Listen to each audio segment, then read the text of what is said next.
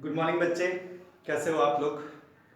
I think अच्छे होगे और अपनी जो स्टडी है उसको कंटिन्यू कर रहे होगे, है ना? तो एक्चुअली जो जो भी हमने अभी वीडियो डाले हैं इलेक्ट्रोस्टैटिक्स में, तो उसको हम लोग आगे कंटिन्यू करते हैं। और अभी तक मैंने क्या क्या बताया था आपको? बेसिकली बताया था आपको कूलम्ब्स लॉ के बारे में, है ना? कूलम्ब्स लॉ ने क्या दिया था, एक फोर्स के बारे में बताया था कि जब दो चार्ज है हमारे पास, है ना, तो उसके बीच में फोर्स कितना होगा, उनका मैग्नीट्यूड कितना होगा, उनके डायरेक्शन के बारे में बताया था, है ना? तो ये सब लोग आप पहले देख चुके थे। थोड़ा सा अभी कुछ पॉइंट्स उसमें रह गया था, मैं फिर से आपको उसको रिकैप कर देता हूँ कूलम्ब्स लॉ को, है ना? तो अभी आप देखो यहाँ पे कि लेट हमारे पास दो चार्ज है, Q1 चार्ज, Q2 चार्ज, और इनके बीच का डिस्टेंस कितना है, स्मॉल r, ठीक है ना? तो फर्स्ट आपको क्या देखना है, फर्स्ट देखना है क्या, फोर्स तो लग रहा है ना, बट उसका डायरेक्शन क्या है, ठीक है ना? इंपॉर्टेंट आपका ये है, पहले डायरेक्शन के बारे में देखो, बाकी मैग्नीट्यूड दिखना बड़ा आसान सा है और आगे ये काम देगा आपको, ठीक है ना? तो फर्स्ट डायरेक्शन की बात कर रहे हैं, तो फर्स्ट आप ये देखो, दोनों चार्ज सिमिलर चार्ज है या डिसिमिलर चार्ज है, ठीक है ना? दोनों चार्ज कैसे हैं, प्लस प्लस, इट मींस क्या, सिमिलर चार्ज है। तो सिमिलर चार्ज है इसका मतलब क्या होगा, उनके बीच में क्या होना चाहिए, अट्रैक्शन, सॉरी रिपल्सन। हाँ तो ठीक है ना, तो दोनों चार्ज हमारे कैसे चार्ज है, ये सिमिलर चार्ज, इट मींस क्या, दोनों पॉजिटिव चार्ज हैं, इनके बीच में क्या होना चाहिए, हमारा रिपल्सन, ठीक है ना? रिपल्सन इट मींस क्या, फोर्स, अगर आप किसी को रिपेल कर दो, क्या करोगे आप, दूसरे को पुश करोगे, है ना? तो ये जो चार्ज है आपका Q2, उसने Q1 को रिपेल किया, रिपेल किया तो फोर्स लगाओगे इस पे, इसका डायरेक्शन ऑफ फोर्स किधर होगा, इधर, अवे, अवे, इसने इस पे फोर्स लगाया अवे, है ना? डायरेक्शन क्या लिख रहे हो, इस डायरेक्शन में, और इसको हमने नाम क्या दिया फोर्स का, फोर्स ऑन 1/2। सिमिलरली Q1 ने Q2 पे फोर्स लगाया, फोर्स कैसा होगा आपका, रिपल्सिव, और रिपल्सिव होगा इट मींस क्या, डायरेक्शन क्या होगा फोर्स का, अवे, और ये अवे डायरेक्शन आप इधर दोगे, that is the force on 2/1, ठीक है ना? तो बेसिकली क्या, ये अगर एक्शन और रिएक्शन पेयर हो गया, अगर आप इसको एक्शन बोलते तो ये क्या हो गया आपका रिएक्शन, और ये अगर रिएक्शन तो ये क्या हो गया आपका एक्शन, ठीक है ना? तो जब भी आपका कुलम्बिक फोर्स आएगा या इलेक्ट्रोस्टैटिक फोर्स आएगा, वो कैसे आएंगे, एक पेयर्स में आते हैं, है ना? एक्शन रिएक्शन पेयर्स में आते हैं। फर्स्ट थिंग आपने ये देखा, ठीक है? और उसका जो मैग्नीट्यूड होगा वो क्या होगा, k Q1 Q2 by R square, it means क्या, k क्या आपको पता है, कांस्टेंट वैल्यू मैंने कल बताया था आपको, 9 × 10⁻⁹ newton metre square coulomb to the power 2, है ना? तो इस टाइप से आप मैग्नीट्यूड कैलकुलेट करोगे। अगर दोनों चार्ज कैसे हैं हमारे पास, ऑपोजिट नेचर के हैं, इनके बीच में क्या होगा, अट्रैक्शन होगा, और अट्रैक्शन के लिए क्या होगा बताओ आप, इस पे जो फोर्स लगेगा, मान लो Q1 चार्ज पे, है ना, तो इसको क्या करेगा, ये अट्रैक्ट, है ना? Q1 चार्ज Q2 क्या करता है आपका, अट्रैक्ट, इट मींस का जो डायरेक्शन ऑफ फोर्स होगा वो किधर होगा, इस डायरेक्शन में।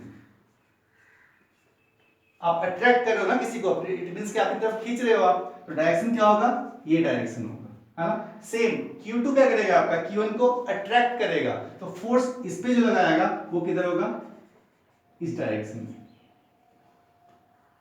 ठीक है ना? ठीक है, चलो मैं इस पे एक पॉइंट इसमें और ऐड करता हूं, ठीक ना? इसी चीज में आप बताओ, अगर मैं इसको दो चार्ज का सिस्टम मान लूं, हमारे पास एक सिस्टम है जिसमें दो चार्ज है, ठीक ना? एक Q1 चार्ज है, दूसरा क्या हो गया आपका Q2 चार्ज है, तो बताओ इस पूरे सिस्टम पे नेट फोर्स कितना है, ठीक है ना? तो नेट फोर्स कितना है आपका, the F net must be क्या होना चाहिए आपका, 0। हाँ तो आप ये बताओ, अगर मैं इसको एक सिस्टम मान लूं, दो चार्ज का हमारे पास सिस्टम है ना?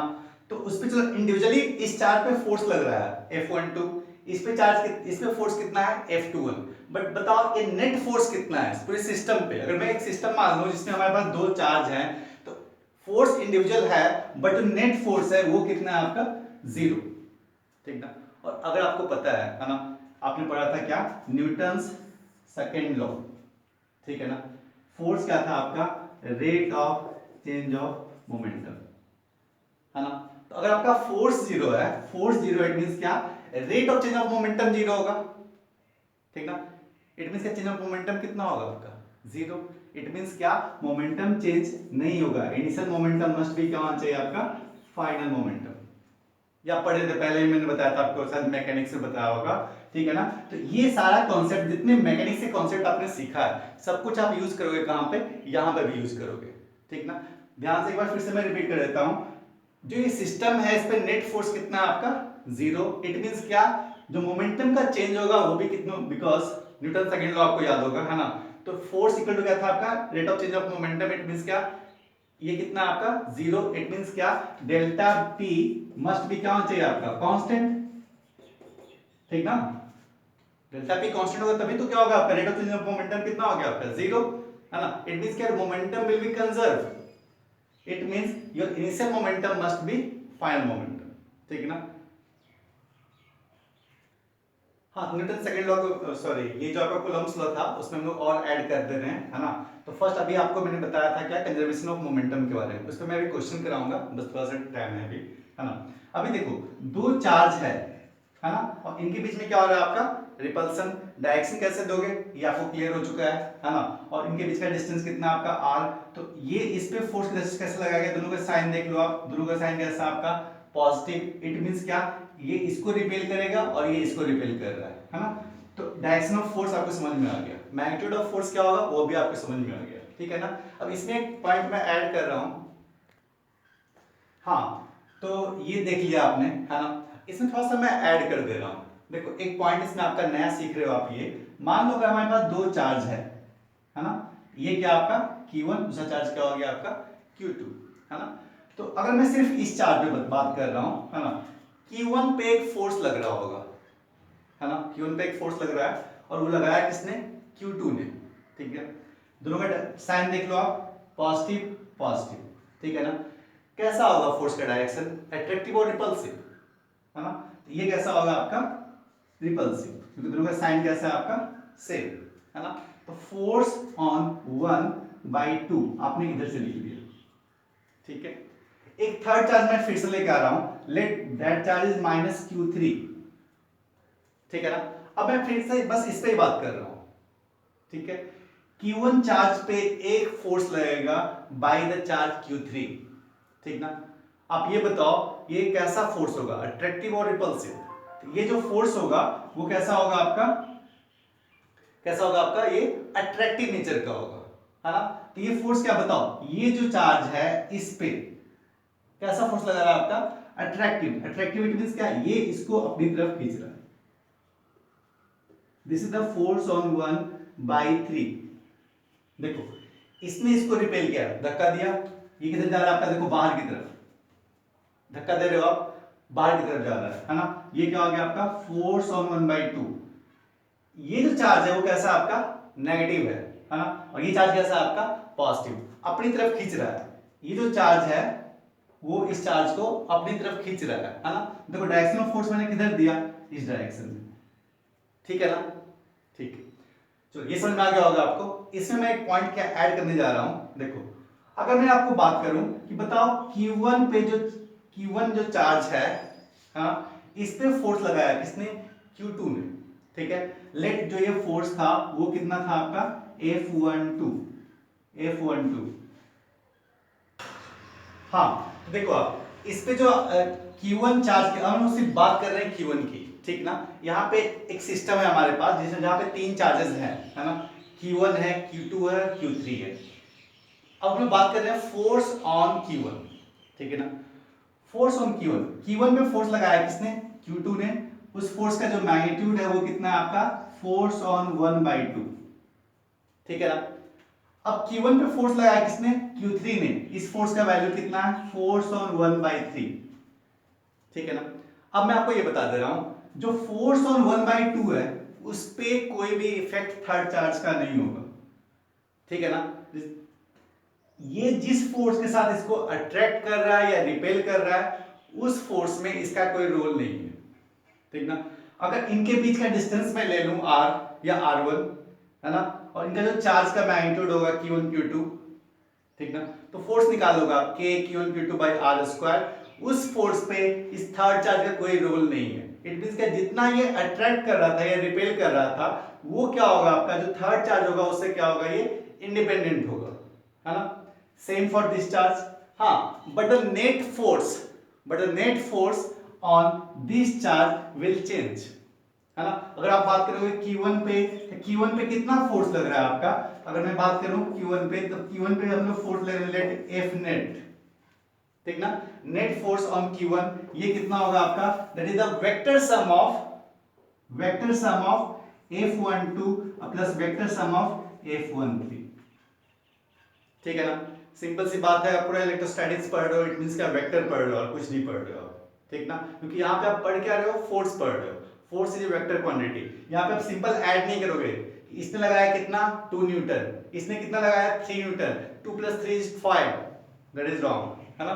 In the because force is a vector quantity. आप इसको ऐड करोगे, इनके बीच का एंगल्स निकालोगे, उनका रिजल्टेंट निकालोगे, आप सिंपल वेक्टर एडिशन रूल आप फॉलो करोगे इसके लिए, ठीक है। तो कूलम्ब्स लॉ का जो भी थियोरेटिकल पार्ट था वो कंप्लीट हो चुका है ना। तो सिंपल सी बात है, जब भी आप कूलम्ब्स लॉ यूज करोगे तो फर्स्ट क्या ध्यान दोगे आप, उसका डायरेक्शन क्या होगा। अगर अट्रैक्टिव होगा तो आपकी तरफ डायरेक्शन होगा फोर्स का, और अगर रिपल्सिव होगा तो आप उसको क्या करोगे, अवे डालोगे। जस्ट Q2 इसको रिपेल कर रहा है तो डायरेक्शन किधर है, इधर है। Q1 इसको रिपेल कर रहा है, डायरेक्शन किधर है, इस तरफ है। बीच का डिस्टेंस कितना r, तो आप इसका मैग्नीट्यूड लिख लोगे, है ना। और मैग्नीट्यूड कितना होता है आपका K1Q2/r²। Q1 Q2 का यहाँ पे न्यूमेरिकल वैल्यू रखोगे आप, मींस +5 कूलम -5 कूलम, इसकी कोई मतलब नहीं है।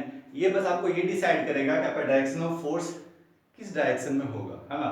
अगर अट्रैक्टिव होगा तो आप टुवर्ड्स, रिपल्सिव होगा तो क्या करोगे आप, अवे करोगे, है ना। तो हम लोग कूलम्ब्स लॉ को कंक्लूड ये करते हैं कि अगर आपके पास दो चार्ज है, इनके बीच में एक फोर्स होगा, that force is called the electrostatic force. उनका जो डायरेक्शन होगा वो आप अट्रैक्टिव और रिपल्सिव नेचर देख के आप उसको डिसाइड कर सकते हो। मैग्नीट्यूड होगा ये होगा, ठीक ना।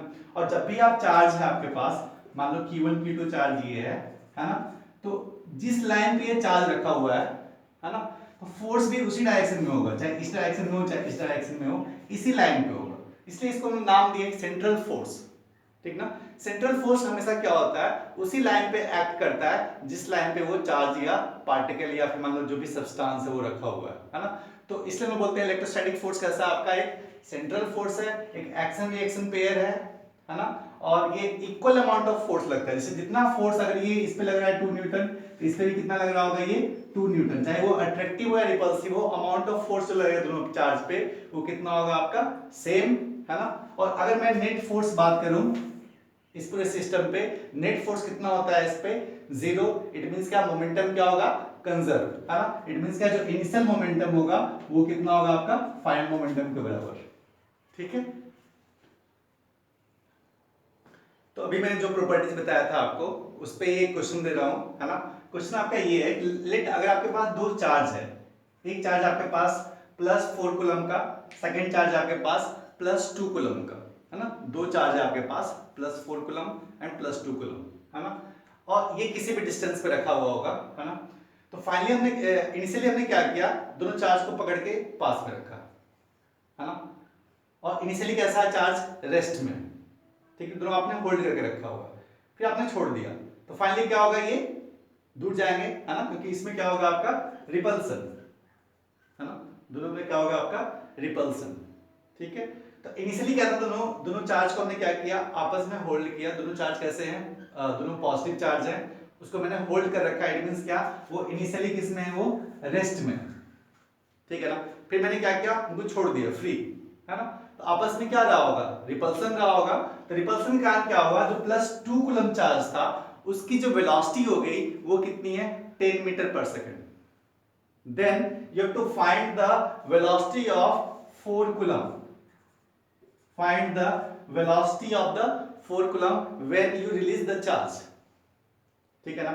आपको समझ में आ रहा होगा कि अगर मैंने इसको एक सिस्टम के रूप में मान लें हम लोग, है ना। अगर ये दो चार्ज का सिस्टम है हमारे पास, तो जो नेट फोर्स है वो कितना है इस पे, 0।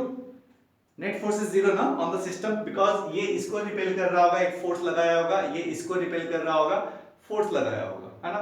तो फाइनली दोनों का फोर्स का डायरेक्शन क्या होगा, opposite. The net force will be 0। It means क्या, मोमेंटम विल बी कंजर्व, ठीक ना। मोमेंटम कंजर्व है, इट मींस क्या, your initial momentum must be equal to the final momentum, ठीक है ना। तो बताओ इनिशियल मोमेंटम कितना है आपका पूरे सिस्टम का, है ना, पूरे सिस्टम का मोमेंटम कितना आपका रेस्ट में है ना, तो इनिशियल मोमेंटम कितना हो गया आपका 0, ठीक है ना।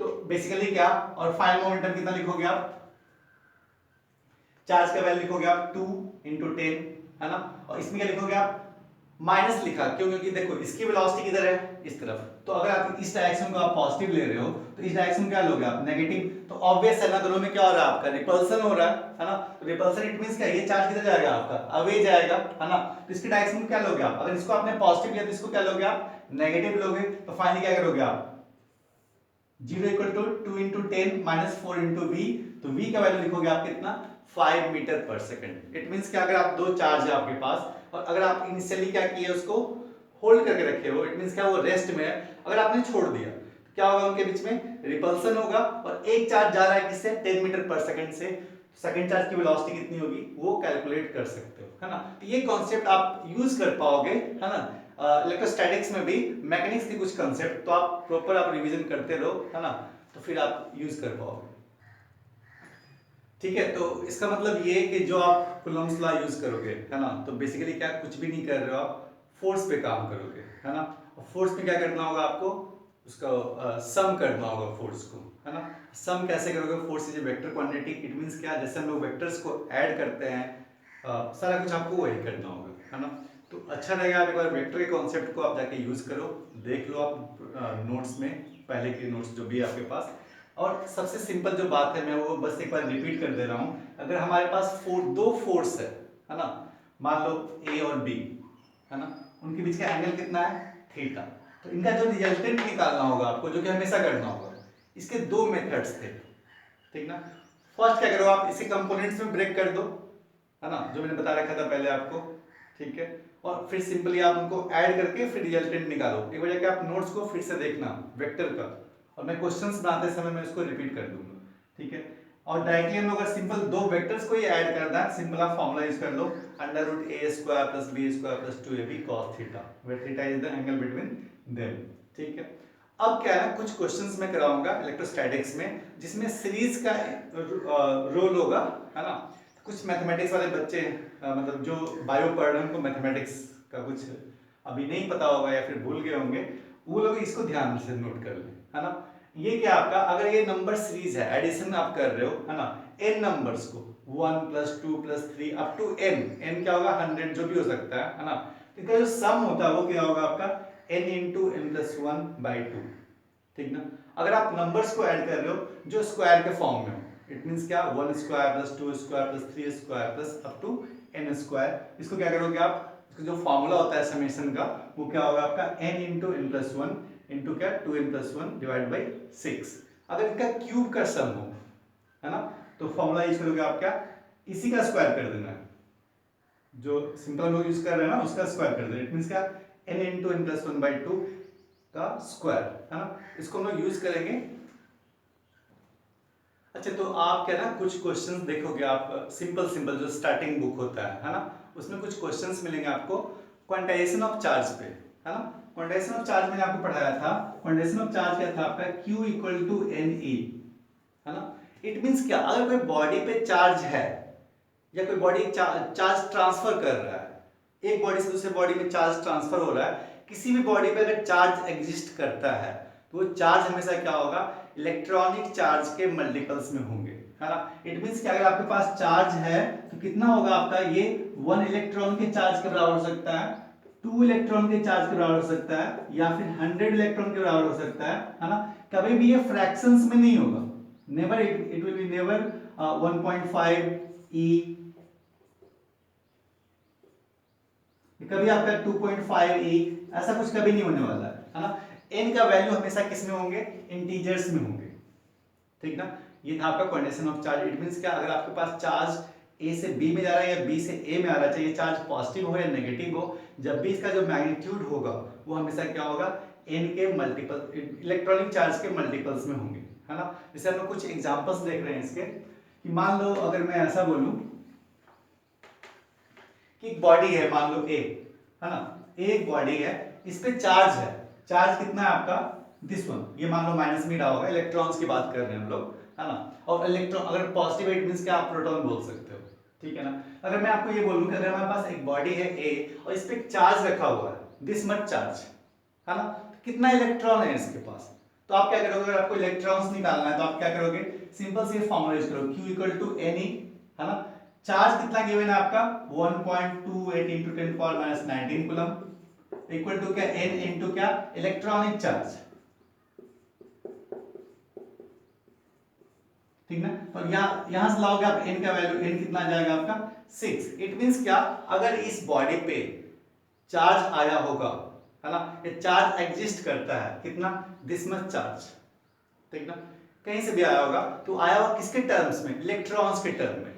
कितने इलेक्ट्रॉन्स आए होंगे, 6 इलेक्ट्रॉन्स आए होंगे इस बॉडी ए पे, है ना। तो देखिए चार्ज कितना हो गया, दिस मच चार्ज, है ना। तो अगर किसी बॉडी पे चार्ज एग्जिस्ट करता है ना, तो कैसे चार्ज आया होगा, अदर इलेक्ट्रॉन के ट्रांसफर करने से, इलेक्ट्रॉन रिलीज करने से, या एक्सेप्ट करने से, है ना। तो कितना इलेक्ट्रॉन रिलीज करना है, कितना इलेक्ट्रॉन एक्सेप्ट करना है, आप निकाल सकते हो। कैसे निकालोगे आप, कि चार्ज कितना है उस बॉडी पे, है ना, इक्वल टू क्या करोगे आप n into e, n is the number of the electrons and e is the electronic charge.